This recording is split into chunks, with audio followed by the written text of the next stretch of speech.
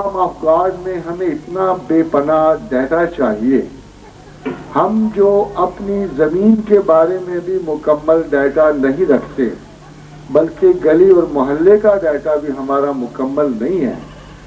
نہ ہمارا اس وسیع ترین کائناتی نظام کا مطالعہ ہے، نہ ہمارا اس کے پیچھے متحرک. میں نے ابھی 1 منٹ پہلے ایک بات کہی تھی کہ جب کمتر ڈیٹا کے ساتھ ذہن بڑا سوال اٹھا لے تو اس میں ہمیں ہمیشہ خفت کا سامنا کرنا پڑتا ہے. God is not known by the person he keeps. God is known by the function he keeps. ہم اسے صفات عالیہ سے پہچانتے ہیں. حضرت موسیٰ کے ضمن میں خدا کی ایک بہت بڑی صفت یہ سامنے آئی کہ وہ ہم کلام ہیں، کہ وہ ہم کلام ہوتے ہیں. اور اس کلام میں اور دوسرے کلام میں یہ صفت تھی کہ وہ جبرائیل امی کی طرح کا وحی نہیں تھی. انہوں نے اس میں کوئی ضمنی میتھڈ استعمال نہیں کیا. یہ بڑی انتہائی انسان کے لیے مبارک ساتھ تھی کہ پروردگار عالم نے بغیر کسی درمیانی ذریعے کے براہ راست انسان سے کلام کیا. یہ انسانیت اور بشریت کے لیے سرخوشی کا لمحہ تھا. اسی طرح جب ہم آگے بڑھتے ہیں تو شب معراج نظری بصری سماعت کا، چونکہ کلام سے آگے تو صرف نظری شہادت ہو سکتی تھی، تو پھر حضور گرامی مرسوائے ایک حدیث کے جو ام المومنین عائشہ صدیقہ سے مروی ہے اور جو محدثین اس لیے درخور اعتنا نہیں سمجھتے کہ ام المومنین اس وقت موجود نہ تھی جب شب معراج واقعہ ہوئی، اور اس وقت بھی موجود نہ تھی جب کیفیات کا تنزل ہوا. تو اس معاملے میں تمام فقیہ اور محدث یہی فیصلہ کرتے ہیں، اور تمام اصحاب کا یہی عقیدہ تھا کہ خدا کے رسول نے خدا پہ نظری شہادت دی ہے. اب مسئلہ یہ ہے کہ وہ کون سا خدا تھا جو انہوں نے دیکھا. خدا 2 نہیں ہے، 4 نہیں ہے، 10 نہیں ہے، مگر اس پہ کیا تخصیص ہو سکتی ہے کہ خدا نے جس طرح چاہا اپنا آپ اپنے بندے کو دکھایا. اب معاف کیجیے گا، میرے پاس وہ ڈیٹا نہیں ہے کہ میں پروفٹ کی جگہ یہ سوچ سکوں کہ انہوں نے کس لباس میں اور کس رنگ میں خدا اپنے ظاہر ہوا، مگر اسی طرح ہمیں کم از کم وہ ڈیٹا بھی مہیا نہیں ہے. مگر اس سے ایک بات بالکل واضح ہو گئی کہ کائنات اصغر میں جو یہ کانسیپٹ تھا کہ خدا کا وجود ہے، فرضی ہے، موہوم ہے اور پریکٹیکل نہیں ہے، یہ رد ہو گیا. اور اللہ کے رسول نے ہمیں یہ بشارت دی، یہ حقیقت بتلائی کہ تمہارا رب ایک حقیقی وجود بھی ہے. اب اس کی فارم کیا تھی؟ Perhaps we will be guessing too far and too long. اب اسی کا ضمنی کوشچن دوسرا ہے، اور دوسرا ضمنی کوشچن یہ ہے کہ یہ جو لوگ دعویٰ کرتے ہیں اور لوگ کہتے ہیں کہ میری ڈیوٹی وہاں پہ معمور تھی، وہاں پہ معمور تھی، وہاں پہ معمور تھی، یہ کیسے ہو سکتا ہے اور ان کو کون کہتا ہے اور کون کہلواتا ہے؟ تو حدیث رسول ہے صلی اللہ علیہ وآلہ وسلم کہ اس زمین پر کچھ مرد ہمیشہ ایسے موجود رہتے ہیں کہ جو دنیا میں ایک کارساز رول ادا کرتے ہیں، اور ان کا نام رجال الغیب ہے. اور اسی طرح بہت بڑے محدث جو انڈیا میں گزرے ہیں، نواب صدیق حسن خان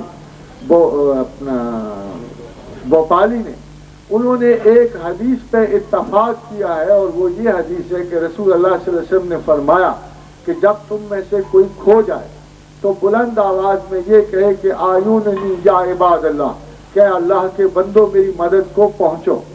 اور نواب صدیق حسن خان جن سے یہ اشرا ہے دیوبند کا اور اہل حدیث کے اسکول کا، ان کا ارشاد یہ ہے کہ میں ایک دفعہ دریائے نرمدا کے پار اتر رہا تھا تو میری بہلی جو ہے وہ پانی میں پھنس گئی اور کوئی طریقہ نہ رہا، تو میں دریا کے پار اترا اور میں نے منہ اس طرف سے پھیر لیا اور بلند آواز میں کہا کہ آیوننی یا عباد اللہ. تو جب میں نے پلٹ کے دیکھا تو میری بہلی دریا کے پاس تھی. میں اس کو عام آدمی نہیں سمجھتا، ایک بہت بڑے محدث کا یہ اپنا بیان ہے جو اس حدیث پہ جس کو وہ شبہ کر رہا تھا اس پر ناطق ہیں. تو اس دنیا و مافیہ میں، اس کائنات میں خدا کی اتنی افواج ہیں، اتنے قسم کے پیٹرن آف لائف ہیں جن کا ہم اندازہ بھی نہیں کر سکتے. مگر کچھ لوگ اس زندگی میں بھی طرفوں پار کر خدا کے ہاں اتنے مقبول ہو جاتے ہیں. جس طرح حضرت برنباس کے بارے میں حدیث مشہور ہے کہ وہ قیامت تک زندہ ہیں اور پوشیدہ ہیں، اور جب عیسیٰ علیہ السلام آئیں گے تو برنباس ان کے ساتھ ہوں گے. اور اس وادی کا نام دیا ہوا ہے، اور بعد میں حضرت ابوبکر سے حضرت عمر فاروق رضی اللہ تعالی عنہ کی شہادت پہ یہ موجود ہے کہ حضرت عمر نے برنباس سے ملاقات کی اور وہ اس وقت پھر نگاہوں سے اوجھل ہو گئے. اس طرح میرا خیال یہ ہے کہ this is a question of the fourth and fifth dimension, اور جب ہم اس ڈائمینشن میں داخل ہوتے ہیں جس میں روح ہے یا اس قسم کی باتیں ہیں، تو اس کے بارے میں پروردگار نے خود کہا وَمَا أُوتِيتُم مِّنَ الْعِلْمِ إِلَّا قَلِيلًا، کہ ہم نے اس کا علم بہت مختصر لوگوں کو دیا ہے. کچھ اس وجہ سے بھی کہ ہمارے پاس ایک اور مثال موجود ہے. میں نے ایک پرٹیکولرلی آپ کو مثال کوٹ کر رہا ہوں، ایک ہائی سائیکوٹک کیس کی، کہ میں اس کے کمرے کے اندر تھا اور بیچ میں 4 دیواریں حائل تھیں، اور اس نے مجھے کہا کہ باہر سے ایک شخص میری بات کرتے ہوئے گزر رہا. تو آئی رشڈ آؤٹ آف دی روم، کیونکہ میرا ان باتوں میں کوئی ایسا اعتقاد نہیں ہے. میں ویری آبجیکٹو اینڈ سائنٹیفک مین. میں باہر نکلا تو آئی سا دی مین، اور میں نے اس سے پوچھا ابھی تم میں کیا بات ہو رہی تھی؟ تو اس نے کہا جی وی ور ٹاکنگ اباؤٹ دیٹ. تو آئی واز کنفرم کہ ایک بیماری کی کنسنٹریشن جو ہے، ایک مرض کی کنسنٹریشن جو ہے، یہ ESP کو ابھار دیتی ہے اور کنسنٹریٹ کر دیتی ہے، یعنی ایکسٹرا سینسری پرسیپشن کو اجاگر کر دیتی ہے. اور ہم ESP اور ایکسٹرا سینسری پرسیپشن اسی کو کہتے ہیں کہ جب انسانی سیلز کی تمام طاقت ایکول چارج نہ لے، جیسے ڈاکٹر صاحب نے کہا تھا، اور ایک خصوصی کیفیات کے سیلز پہ زیادہ مرتکز ہو جائے، تو وہ یہ کیفیت پیدا کر لیتے ہیں کیونکہ واقعات متعین ہیں تو وہ اس لوح کو پڑھ لیتے ہیں. اسی طرح ایک مجذوب جو ہے، شورش کاشمیری نے واقعہ لکھا کہ ہم بابا تاج الدین اولیاء ناگپور شریف والے کو ملنے کو گئے، اور میں اور میرے ساتھ محمد علی جوہر تھے. کہ جب انہوں نے مجھے دیکھا تو کہا، ہنس پڑے اور کہیں تم یہاں کہاں، تم تو پھاٹک کے پیچھے ہو، تم یہاں کہاں، تم تو پھاٹک کے پیچھے ہو. تو مسلسل یہی کہی جاتے تھے. تو کہنے لگے مجھے تو سمجھ نہیں آئی، مگر جب واپس آئے تو ہمیں رولٹ ایکٹ کے تحت گرفتار کر کے پھاٹک کے پیچھے پہنچا دیا گیا. تو یہ واقعہ اس نے پورے اسباب سے لکھا. اس کے علاوہ ہزاروں ایسے واقعات ہیں جنہیں ہماری یہ ڈائمینشن ڈیل نہیں کرتی. اور جو میتھڈسٹ ہے، جو ایک پریکٹیکل آدمی ہے، وہ پرہیپس وہ اس لیے ان پہ اعتبار نہیں کرتا کہ اس کی زندگی میں اس کا تجربہ نہیں ہوا ہوتا. مگر تجربہ نہ ہونے سے فینامنا کا نہ ہونا ضروری نہیں ہے. فینامنا موجود ہوتا ہے. اس فینامنا کی ہمیں قرآن حکیم نے خود خبر دی ہے کہ بعض واقعات اس روئے عالم پہ ایسے ہوتے ہیں جو تمہارے قانون سے ملتے جلتے نہیں ہیں، جو اطلاق نہیں رکھتے. ہمیں سب سے پہلا واقعہ اس وقت ملتا ہے کہ جب حضرت سلیمان کے دربار میں ایک جن نے فزیکل آبجیکٹو پاور کا اظہار کیا اور کہا کہ اے پیغمبر، میں ملکہ بلقیس کا تخت لا سکتا ہوں اگر آپ دوپہر تک اس مجلس میں رہیں. مگر دوسرے صاحب نے یہ کہا کہ اے نبی اللہ، اگر مجھے اجازت ہو تو میں پلک جھپکنے میں یہ تخت لا سکتا ہوں. یہ حضرت آصف بن برقیہ سے. اب قرآن نے اسے کوٹ کیا ہے اور تخت اسی وجہ سے آیا پلک جھپکنے میں. میرے پاس اس کی وضاحت موجود ہے کہ وہ کس طرح آیا، مگر وہ وضاحت سائنٹیفک ہے، کوہیرنٹ ہے، انڈرسٹینڈیبل ہے کہ وہ شخص جو خدا کے اتنا قریب تھا اس میں اتنی لاجسٹکس موجود تھی. اور بہت سارے لوگوں کا یہ خیال ہے کہ وہ اتنا اپنے زمانے کا بڑا ولی تھا، اور کوئی بھی ولی اپنے زمانے کے نبی بے شہادت بھی ہوتا ہے، کہ اس نے اسم اعظم کی تلاوت سے اس تخت کو وہاں مٹیریل سے توانائی میں کنورٹ کیا، اور توانائی 1,46,000 میل فی سیکنڈ کی رفتار سے وہ تخت ٹریول کرتا ہوا وہ حضرت سلیمان کے دربار میں پلک جھپکنے کے 18,000 حصے میں پہنچا. اگر آج دیکھا جائے تو انسانی ذہن بھی بالکل اسی قسم کی پروجیکٹس رکھتا ہے، اور جتنی نئی ہمارے پاس سائنٹیفک پرابیبلٹیز آ رہی ہیں मूवीज आ रही हैं उसमें ट्रांसफरेंस का एलिमेंट हमेशा मौजूद रहता है, और आप अगर कभी स्टार ट्रेक वगैरह मूवीज में देखें तो इस चीज़ को वायबल समझते हैं, अंडरस्टैंडेबल समझते हैं। एंड मैं आपकी जदीद तरीन इतला के लिए अर्ज करूं कि सबसे बड़ा मसला जो इस रूहानी हरकत में था या इमेटीरियल हरकत में था, वो आइंस्टाइन के लॉ के दूसरे हिस्से का तनकीद थी। जब उसने ये कहा कि energy can be convert, matter can be converted into energy and vice versa is also true, तो पहला तो कानून फिशन के लॉ में क्रिस्मेटिक लॉ था, वो तो एटम बम के वजूद में आ गया और इसका तवानाई का फिशार सबके इल्म में आ गया।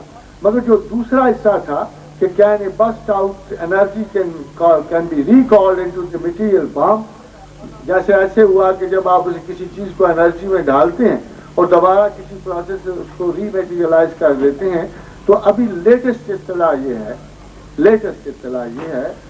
कि in America they have been able to fuse the energy, और आप अंदाजा कर सकते हैं कि नेक्स्ट सेंचुरी, जिसे आप 21st सेंचुरी कह रहे हैं, may be this law of fusion of energy they have been able to, और एक छोटे से अगर वो उन्होंने एनर्जी को फिर दोबारा एक जमूद में या मटेरियल फॉर्म में तब्दील कर लिया, तो ये ट्रांसफरेंस जिसे कहते हैं या एक दूसरे ट्रांसपोर्टेशन ऑफ द सेल्फ कहते हैं, ये बहुत ईजी हो जाएगा। May be in the first or the second half of this 21st century, you might be able to travel in physical in the forms of this material energetic conveyance. तो मेरा नहीं ख्याल कि कोई probability जो ज़मीन पे एग्जिस्ट करती है वो हकीकत से दूर हो। सवाल सिर्फ ये पैदा होता है कि हालात और वाक़यात क्या उस probability के मुताबिक हैं कि उसे वजूद में लाने में हमारी मदद करें या न करें। And this is the answer to this question कि ज़रूर ऐसे लोग भी मौजूद हैं। एक साइंटिफिक लॉ से, तहकीक से, जुस्तजू से वो मकसद हासिल करता है, और दूसरा शायद कुर्ब खुदावंद से, इबादत से, इखलास से वही मतलब हासिल कर सकता है। Both ways are there, but one may not be very sound logically to an academician or to a Methodist Musliman, but the other way, but the things are always there.